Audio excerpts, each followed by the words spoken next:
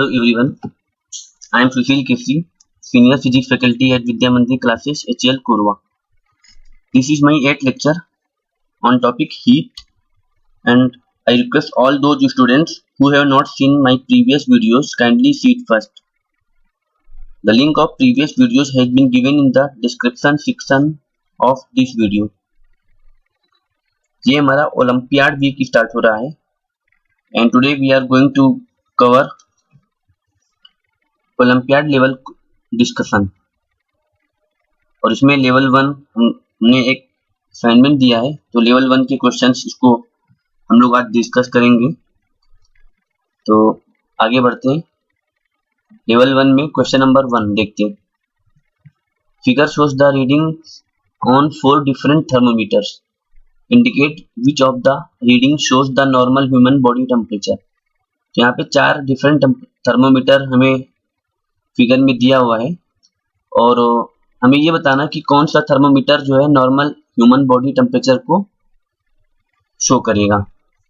तो अगर हम इसमें केयरफुली ऑब्जर्व करें थर्मोमीटर में, तो ये जो शार्प लाइन हमें दिख रही है, ये जो शार्प लाइन हमें दिख रही है, हमें उसके बेसिस पे हर एक थर्मोमीटर की रीडिंग हमें देखना है।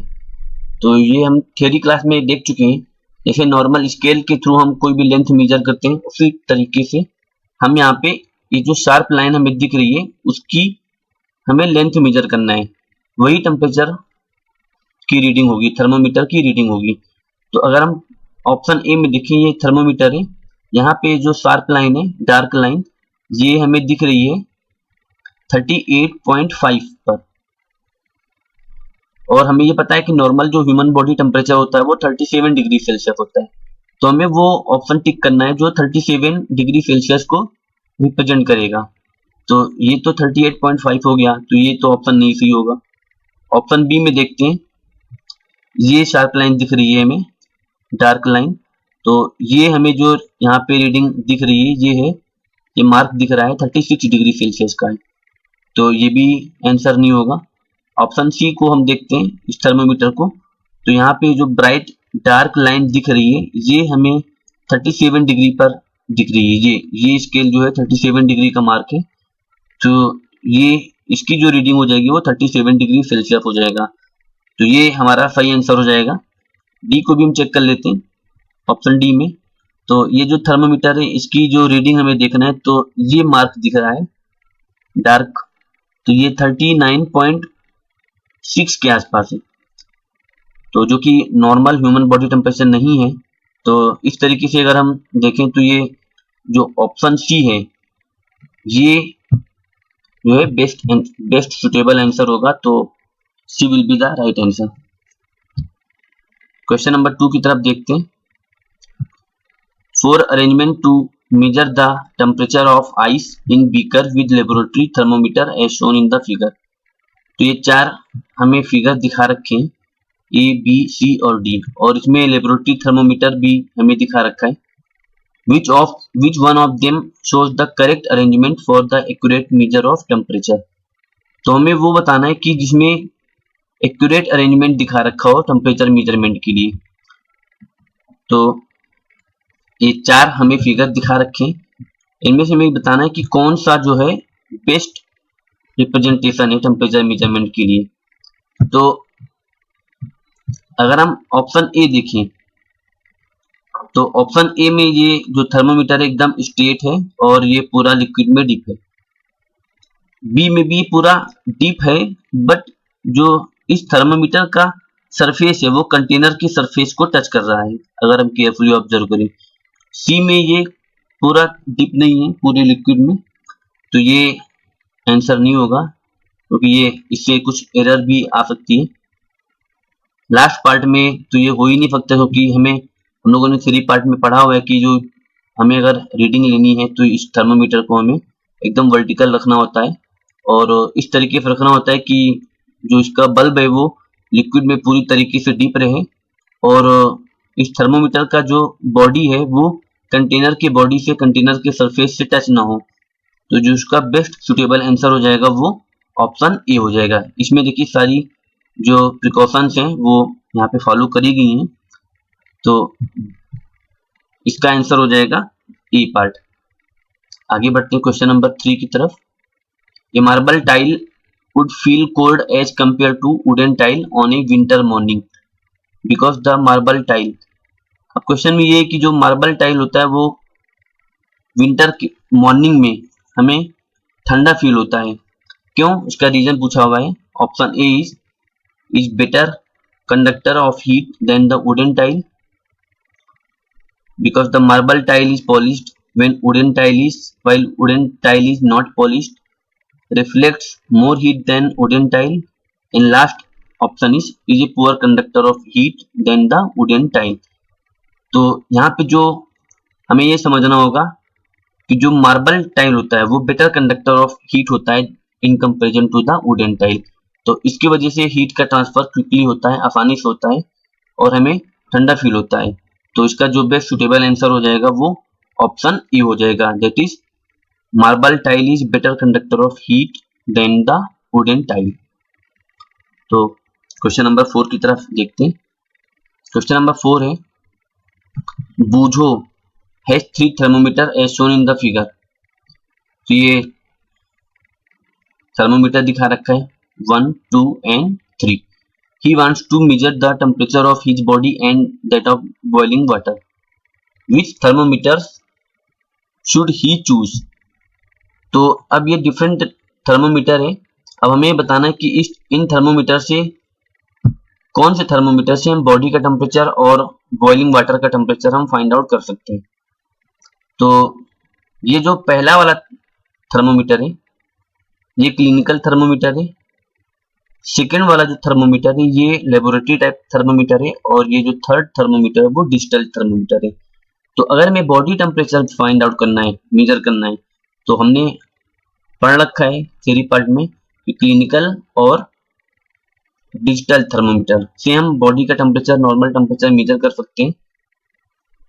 और इसका जो रेंज होगा वो यहाँ पे 42 मैक्सिमम होता है, 35 टू 42 डिग्री सेल्सियस होता है क्लिनिकल और डिजिटल थर्मोमीटर का। तो ऑप्शन 1 थर्मोमीटर 1 and 3 इससे हम बॉडी का टेम्परेचर फाइंड आउट कर लेते हैं। और जो ये है लेबोरेटरी टाइप का थर्मोमीटर, क्योंकि इसका रेंज 110 डिग्री सेल्सियस होता है और बॉइलिंग पॉइंट जो होता है वाटर का वो 100 डिग्री सेल्सियस होता है।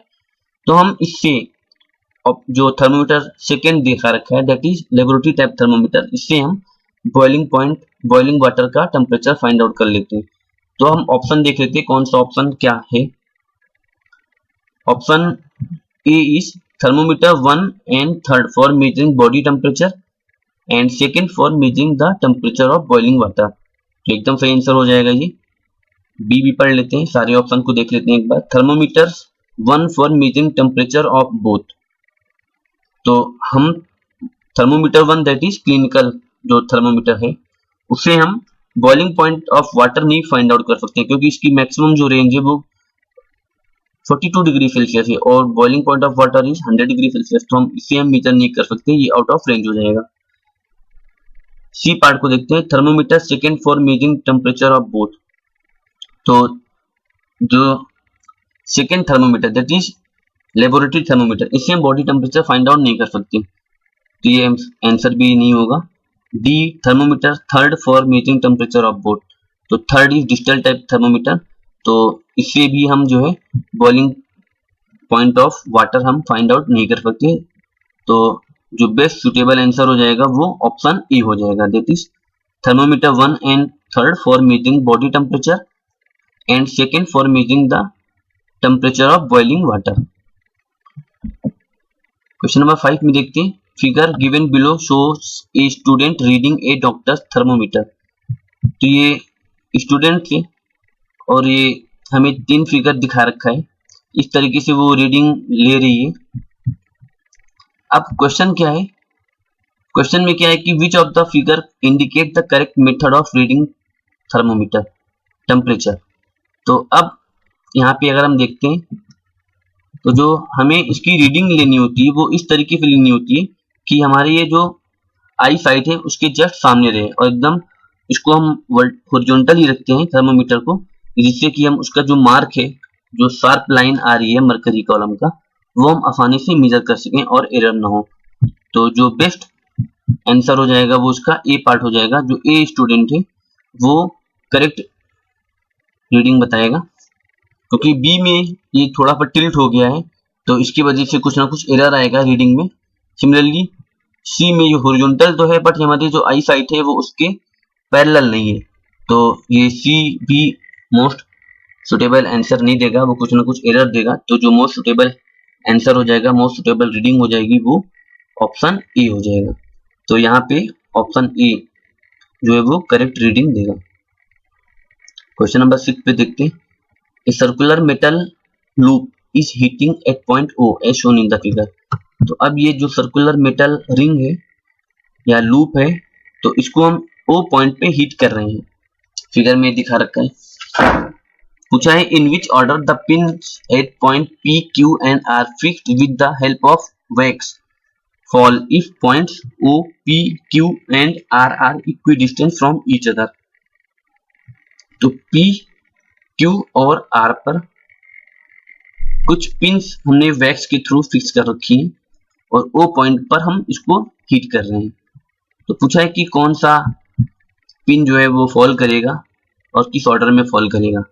तो ऑप्शन देख लेते हैं। At first the pin R and P will fall simultaneously followed by the pin at Q। Okay. Option B is at first the pins at Q and P will fall simultaneously followed by the pin at R। All pins will fall simultaneously and option D is no pin will fall simultaneously। तो यहाँ पे जब हम heat कर रहे हैं और ये इक्विडिस्टेंस पे पॉइंट्स हैं, ये O R O P equal है, P Q Q R equal है, इस तरीके से। तो हीट अब इधर भी फ्लो हो सकती है और इधर भी फ्लो हो सकती है, दैट इज ओ आर की तरफ भी फ्लो होगी और ओ पी की तरफ भी फ्लो होगी। अब ये डिस्टेंस भी इक्वल है, ओ आर इक्वल है इक्वल टू ओ पी। तो इसका मतलब कि अगर हीट इधर से फ्लो होना शुरू हुई और इधर से हीट फ्लो होना शुरू हुई, तो ओ से आर तक जाने में हीट को उतना ही टाइम लगेगा जितना कि ओ से पी तक जाने में टाइम लगेगा, बट ओ से क्यू तक जाने में कुछ ज्यादा टाइम लगेगा। तो इसका मतलब क्या हुआ कि जो पिन आर और पॉइंट पी पर फिक्स है वो साइमल्टेनियसली फॉल होगा और जो क्यू पर फिक्स है पिन वो देर में फॉल होगा। तो इसके अकॉर्डिंग, इस कॉन्सेप्ट के अकॉर्डिंग क्या हो जाएगा, at first pin R and P will fall simultaneously followed by the pin at Q. तो ये आंसर हो जाएगा। आर और पी पर जो पिन है वो एक साथ फॉल करेगा, फिर उसके बाद हीट आर से और पी से जब आगे बढ़ेगी क्यू की तरफ तो फिर क्यू वाला पिन फॉल करेगा। तो इस तरीके से ऑप्शन ए सही आंसर हो जाएगा। क्वेश्चन नंबर 7 की तरफ मूव करते हैं।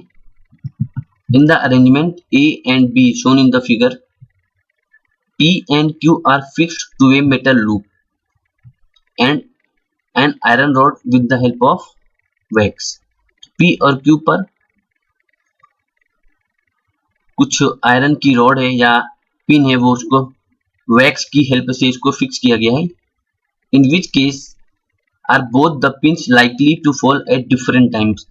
हमें वो केस बताना है जिसमें जो पिन्स है वो डिफरेंट टाइम पर फॉल करे। अब अगर हम ए को देखें तो यहां से इसको हीट कर रहे हैं, P और Q दोनों इक्वी डिस्टेंस पे, सेम डिस्टेंस पे है, तो P इधर से हीट इधर भी फ्लो होगी और इधर से हीट Q की तरफ भी फ्लो होगी। तो P और Q पॉइंट पर हीट साइमल्टेनियसली पहुंचेगी, एक साथ ही पहुंचेगी। तो P और Q पर जो पिन्स होंगे वो एक साथ ही फॉल होगा, बट हमें तो वो केस देखना है जिसमें डिफरेंट टाइम पर फॉल हो। ऑप्शन बी में देखते हैं। अगर हम इस एंड पे हीट कर रहे हैं इसको, तो हीट फ्लो होगी इस तरीके से लेफ्ट डायरेक्शन में।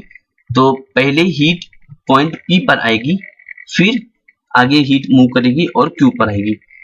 तो P पर जो वैक्स होगा वो पहले मेल्ट करने शुरू हो जाएगा और P पर जो पिन होगी वो फॉल कर जाएगी पहले, और फिर बाद में Q पर जो वैक्स होगा या Q पॉइंट पर जो पिन होगा वो फॉल करेगी। तो दोनों पिन जो है वो डिफरेंट टाइम्स में फॉल करेंगी। तो अकॉर्डिंग टू द क्वेश्चन ये इस केस में बी केस में जो है डिफरेंट टाइम में वैक्स या पिन जो है फॉल करेगी, तो आंसर हो जाएगा इसका बी, और कोई भी आंसर नहीं होगा। इन केस ए केस में तो दोनों में साइमल्टेनियसली फॉल करेगी, बी में डिफरेंट टाइम में फॉल करेगी। इन बोथ केस नहीं, ऐसा नहीं है, दोनों केस में अलग अलग, क्योंकि ए में तो साइमल्टेनियसली फॉल कर रही है, तो ये ऑप्शन बी इनकरेक्ट हो जाएगा, नॉन ऑफ दिस, ये ऑप्शन बी इनकरेक्ट हो जाएगा। क्वेश्चन नंबर 8 में आते हैं, clothes of fill in the blank से, colours absorb heat better than clothes of light colour. तो ये हम लोगों ने थ्योरी पार्ट में देखा है कि जो डार्क कलर के क्लॉथ्स होते हैं वो ज्यादा हीट, बेटर हीट एब्जॉर्ब करते हैं in comparison to the light colours, तो ऑप्शन हो जाएगा इसका dark, first option. Question number 9 में देखते, question is dark coloured clothes are preferred during, option is night, summer, winter and day. तो ये हम लोगों ने पढ़ा था थ्योरी पार्ट में कि dark coloured surfaces absorb more heat than light coloured surfaces. तो जो डार्क कलर सरफेसेस होते हैं या क्लॉथ्स होते हैं वो मोर हीट एब्जॉर्ब करते हैं, और हमें विंटर के टाइम में जो है ये मोर हीट आनी चाहिए, तभी हमको गर्म फील होगा। तो इस तरीके से जो इसका आंसर हो जाएगा वो विंटर हो जाएगा, क्योंकि डार्क कलर्ड है, यहाँ पे dark coloured clothes are preferred during the winter. Similarly question number 10 इसी कॉन्सेप्ट पर बेस्ड है। क्वेश्चन है light coloured clothes are preferred during, तो लाइट कलर्ड जो क्लॉथ्स होते हैं वो समर में प्रेफर किया जाता है, क्योंकि ये लाइट कलर्ड क्लॉथ है और ज्यादा हीट को एब्जॉर्ब नहीं करेगा, रिफ्लेक्ट करेगा, ठीक है, जिससे हमें गर्मी नहीं फील होगी। तो इस तरीके से इसका जो आंसर हो जाएगा वो समर हो जाएगा, दैट इज ऑप्शन डी। तो इस तरीके से क्वेश्चन नंबर 1 से लेकर के क्वेश्चन नंबर 10 को हम लोगों ने डिस्कस किया। प्लीज इस वीडियो को लाइक करें, शेयर करें और हमारे YouTube चैनल को सब्सक्राइब करना न भूलें। Okay, thank you.